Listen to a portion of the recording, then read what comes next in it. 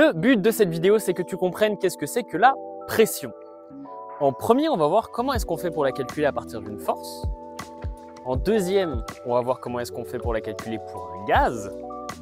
En troisième, on va voir c'est quoi le lien entre la pression et le travail. Et en dernier, on va voir c'est quoi le lien entre la pression et l'énergie interne. Je te souhaite beaucoup de courage, mets un grand sourire sur ton visage. Ça va être bien, ça va être top.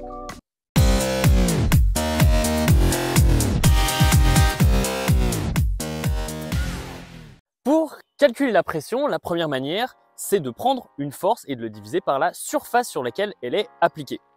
Si par exemple on a envie de savoir quelle est la pression sous les papates d'un éléphant, ce qu'on va faire c'est qu'on va prendre la force, donc dans ce cas-là c'est le poids qui tire l'éléphant vers le bas, et comme surface on va prendre le dessous de ses pattes. On fait la force divisée par la surface et ça nous donne la pression. Si maintenant on s'intéresse à un gaz, la pression ça peut être vu comme l'impact des molécules sur les parois. Pour le calculer, on utilise la loi des gaz parfaits et ça nous donne que la pression d'un gaz, elle est liée à la taille du volume dans lequel il est contenu, il est lié au nombre de molécules, donc ça c'est le nombre de moles, et c'est lié à la température. Température qui est la vitesse des molécules.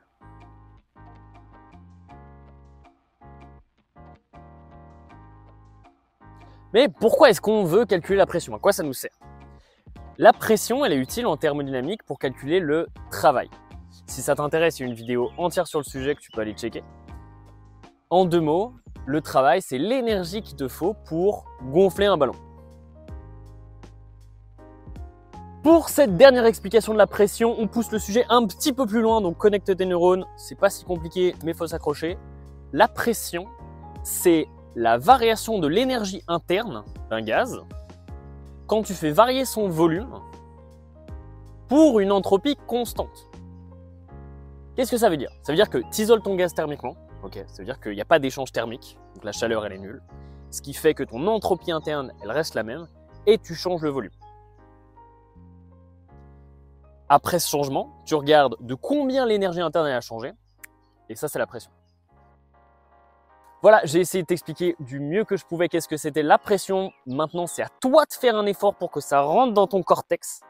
Du coup, prends une minute pour bien te concentrer, essayer de retenir les formules et surtout les comprendre.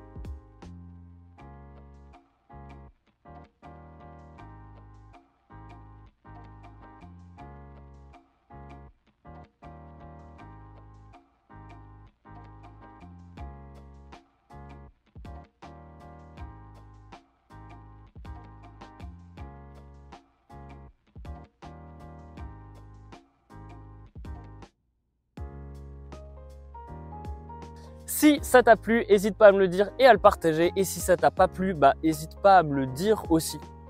Et s'il y a des trucs qui te semblent pas clairs, mets un petit commentaire et peut-être que ça tombera dans la prochaine vidéo.